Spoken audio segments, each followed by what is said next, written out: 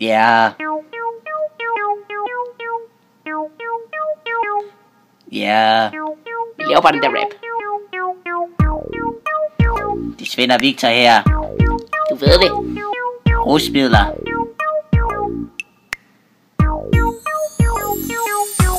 Johnny var en dreng, han var meget ung. Da han skulle drikke, ja, der blev han rigtig tung. Du forstår, hvad jeg mener, han blev nemlig fuld. Han drak en masse shots, og så faldt han omkuld.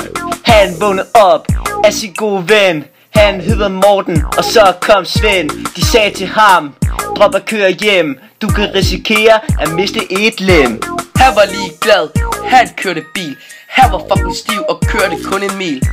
Der var et stort træ, det var ikke godt. Han kørte meget hurtigt, og han kunne ikke stoppe. Træet ramte hårdt, der var et stort stød. Han røg ud af bilen, og nu er han død. Det der med at ryge, det er ikke særlig godt. Og når du er startet, kan du ikke stoppe. Du kan faktisk få et meget dårligt liv. Hvis du går og rører, bliver du inaktiv. Her er historien om en lille dreng. Han gik i 7. og han var meget streng.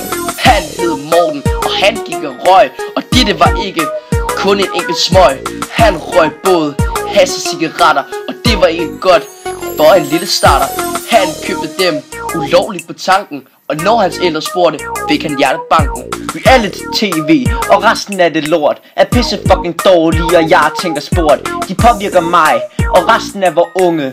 Alt deres pis gør os mega dumme. Vi ser op til dem, som om de var vores fædre, og ungdommen mener, at det gør os bedre. Hashbilleder er blevet meget normalt. På sociale medier er der noget galt. Generationen er blevet noget lort. Jeg troede faktisk, at vi kunne blive noget stort. Nu er vi igennem der, hvor vi var. Svend og Victor takker herfra.